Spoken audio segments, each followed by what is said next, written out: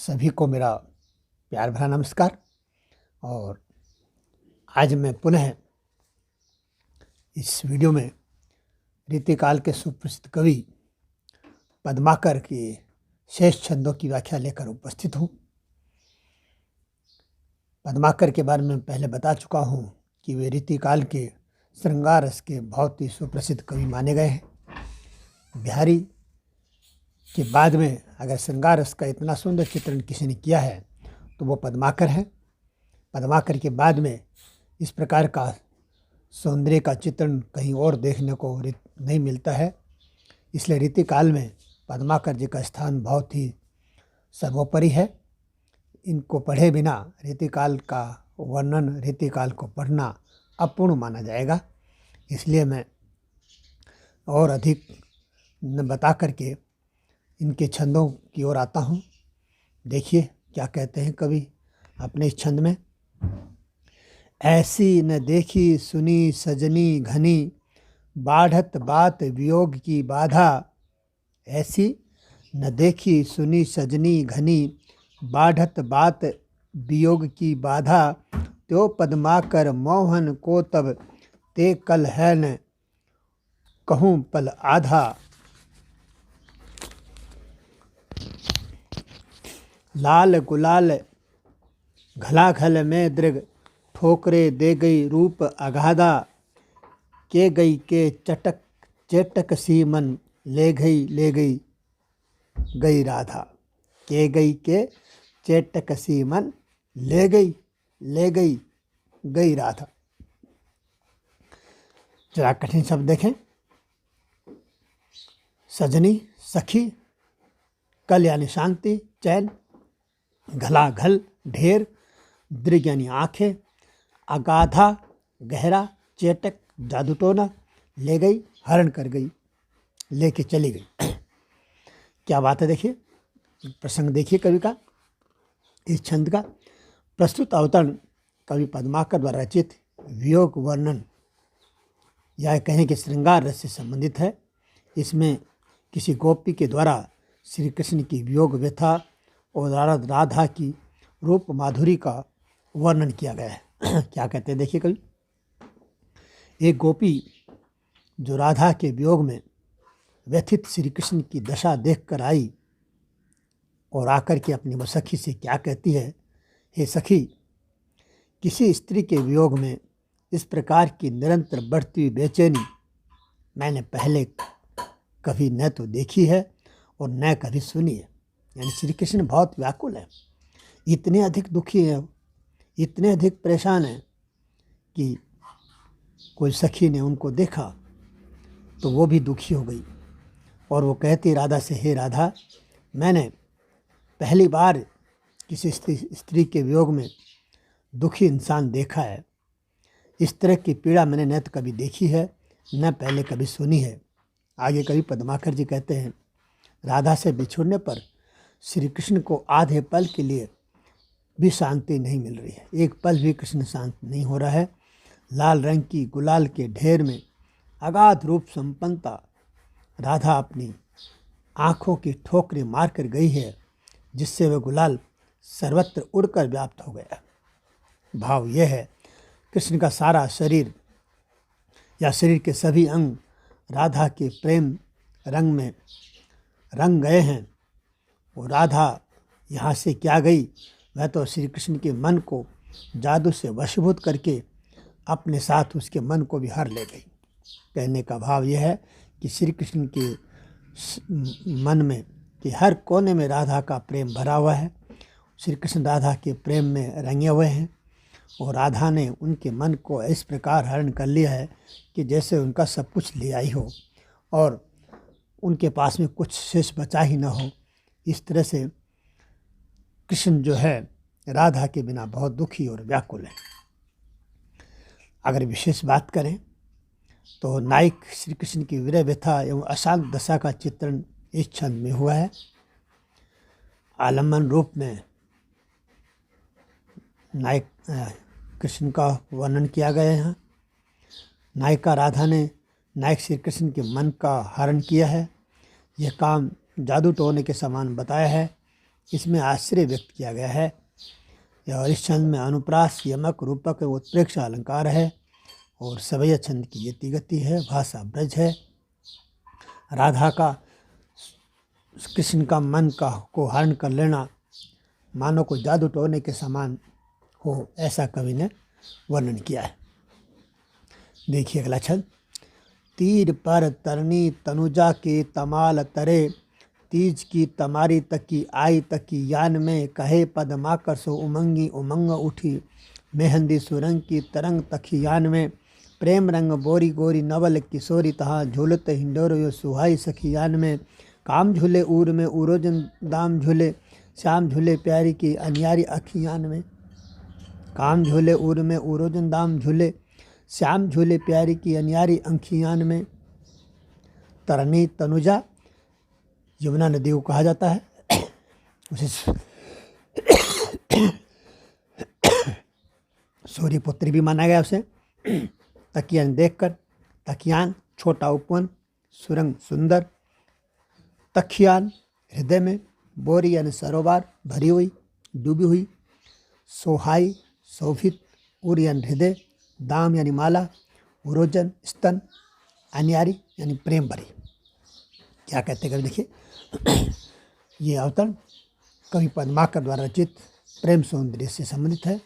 इसमें नायिका राधा के प्रेम भाव का चित्रण कवि ने किया है और राधा के प्रेम भाव का चित्रण करते हुए कवि कहते हैं कि कोई गोपी या सखी अपनी सहेली से बात करती है और कहती है, हे सखी, मैं आज यमुना नदी के किनारे पर तमाल के पेड़ों के नीचे छोटे उपवनों में तीज की तैयारी देखकर आई हूँ। कवि पद्माकर की अनुसार वह गोपी कहती है, वह राधा अपने सखियों के सामने अपना प्रसाधन यानी श्रृंगार कर रही है। इस कारण सुंदर सुंदर रंग की मेहंदी की तरंगें और हृदयों की उमंगें एक साथ उठ रही हैं। प्रेम रंग में डूबी हुई वह गोरी तथा नवल किशोरी अपनी सखियों के साथ झूला झूलती हुई बहुत ही सुंदर और आकर्षक लग रही है। उसके साथ उनके झूलने के साथ ऐसा लग रहा है मानो कामदेव झूल रहा है, अर्थात काम भावनाएं उद्वेलित हो रही हैं। तो उसकी छाती पर स्तनों के ऊपर सुंदर माला झूल रही है, यानी उदाम यौवन दिखाई दे रहा है।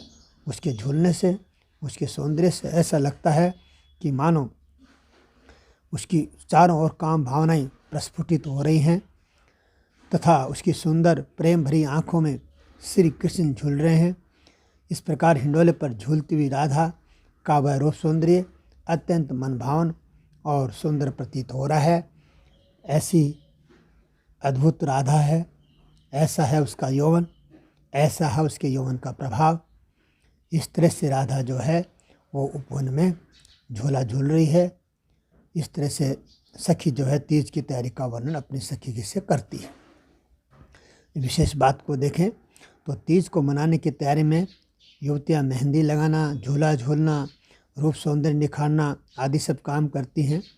तो राधा के प्रेम, इस तरह के कामों का वर्णन करके राधा के प्रेम भावों की व्यंजना कवि ने की है। इसमें झूला झूलने का दृश्य आँखों के सामने एक रूप सा चित्रित करता है, इसलिए बिंबात्मकता कवि की देखने लायक है। और इस छंद में अनुप्रास, यमक, परिकर एवं सहोक्ति अलंकारों का प्रयोग हुआ है। पदमेत्री तथा नाद सौंदर्य, भाषागत माधुर्य, एक कवित छंद की गति है और भाषा जो है ब्रज भाषा है। अगला छंद देखें। फहरे निशान दिशानी जाहिर, धवल बक पंत से हये हियनी, हर्षित वीरवर फूले फिरत, रति कांत से बल के सवार सपूत, अति मजबूत नद से उमड़ी के, अरी और ओरेसी परे घनघोर गोली घुमड़ी के। कठिन शब्द देखें। निशान यानी ध्वजाएं, दिशानी दिशाओं में, धवल यानी सफ़ेद, है यानी घोड़ा, वीरवीर श्रेष्ठ योद्धा, रविकांत कामदेव, रतिकांत का अर्थ कामदेव, बकपंत बगलों की पंक्ति, बल यानी शक्तिशाली, नद यानी नदी, अर यानी शत्रु, ओरेसी ओलों के समान। ओले बारिश के दिनों में ओले पड़ते ना, उसके लिए कहा। अवतरण वही है। यहाँ प्रकृति का वर्णन किया गया है और वर्षा ऋतु का वर्णन कवि कर रहे हैं इस छंद में, और ये पद्माकर द्वारा रचित है। व्याख्या इसकी इस प्रकार है। वर्षा ऋतु को सेना का रूपक कवि ने दिया है कि जिस तरह से सेना अपने शत्रु पर आक्रमण करती है, ऐसे ही ये वर्षा ऋतु है। और इसको सेना का रूपक देते हुए पद्माकर कहते हैं कि सभी दिशाओं में वर्षा ऋतु सेना रूपी सेना के निशान और ध्वजाएं फहरा रही हैं। चारों ओर वर्षा ऋतु की सेना दिखाई दे रही है, उसके हथियार दिखाई दे रहे हैं। बगलों की पंक्ति की भांति सफ़ेद है, अर्थात कहने का मतलब है कि बगलों की सफ़ेद पंक्तियाँ ही वर्षा के निशान हैं। यानी हर सेना के पास में उनका अपना ध्वज होता है। तो यहाँ जो वर्षा ऋतु है वो उसकी सेना के हाथ में जो ध्वज है वो बगलों की सफ़ेद पंक्तियाँ हैं। और जो हृदय रूपी घोड़े बड़े प्रसन्न होकर ही नहा रहे हैं। यानी जैसे घोड़े होते हैं सेना में और वो ज़ोर ज़ोर से हिनहिनाते हैं, तो ऐसे ही वर्षा ऋतु के आगमन से जो इंसानों के हृदय में प्रसन्नता छा जाती है, तो उनको घोड़ों को हिनहिनाना कहा है। और कामदेव के समान श्रेष्ठ वीर घूम रहे हैं। घोड़ों के सवार सैनिक नदी नालों की भांति उमड़ रहे हैं। नदी नाले जो हैं वो घोड़ों पर सवारी करने वाले सैनिक हैं। इस प्रकार वर्षा ऋतु रूपी सेना घनघोर घटाओं के रूप में उमड़ घुमड़ रही है, जो कि शत्रुओं की ओर ओलों के समान या ओले रूपी गोलियां गिराकर शत्रु का मुकाबला कर रही है। कहने का भाव कवि का यह है कि वर्षा ऋतु के आने पर प्रेमी जनों के हृदय बहुत ही खुश हो जाते हैं, हर्षित हो जाते हैं। उनके मन में काम भावनाएं पैदा होने लगती हैं, प्रियतम मिलने की लालसाएं बढ़ जाती हैं। वर्षा काल में बादल उमड़ते घुमड़ते हैं और कभी ओलों की वर्षा करते हैं। नदी नालों में जल प्रवाह बढ़ जाता है। इस प्रकार वर्षा ऋतु सेना के युद्ध प्रयाण के समान शत्रु पक्ष पर प्रहार करती है। विशेष बातें इसकी छंद की देखें। सैन्य प्रयाण एवं वर्षा ऋतु की प्रकृति का बहुत ही सुंदर और रोचक वर्णन किया गया है। अनुप्रास एवं सांग रूपक अलंकार का प्रयोग हुआ है। सवैया छंद की पद योजना बहुत ही उचित है और भाषा वही खड़ी बोली नहीं, भाषा ब्रजभाषा है। सांग रूपक वहाँ होता है जहाँ रूपक अलंकार को किसी चित्र के रूप में प्रस्तुत किया जाए। देखिए अगला छंद। सिर कटी धर कटही, धर कटी सुहै कटी जात हैं। इमी एक एक ही बार में, कटी भट्ट भय बिन गात हैं। इत सुभट भूप अनूप गिरी के उकढ़ी आए ताऊ सो। उत सुभट अर्जुन के विकट, फिरी लरी परे अति चाऊ सो। धर यानी धड़, सुहै का मतलब घोड़े, भट्ट यानी योद्धा, उकढ़ी आक्रमण, ताऊ यानी जोश गुस्सा, उत यानी उधर, चाऊ यानी चाव लालसा, इमी यानी इस प्रकार, भूप का मतलब राजा। प्रस्तुत अवतरण कवि पद्माकर द्वारा रचित वीर रस से संबंधित है। इसमें योद्धाओं की मारकाट का बहुत ही ओजस्वी चित्रण कवि ने किया है। क्या कहते हैं योद्धाओं की मारकाट का वर्णन करते हुए? कहते हैं, युद्ध में वीर योद्धाओं के सिर कट रहे हैं, सिर कट जाने पर धड़ कट रहे हैं और धड़ कटने पर बलिष्ठ घोड़े कट रहे हैं।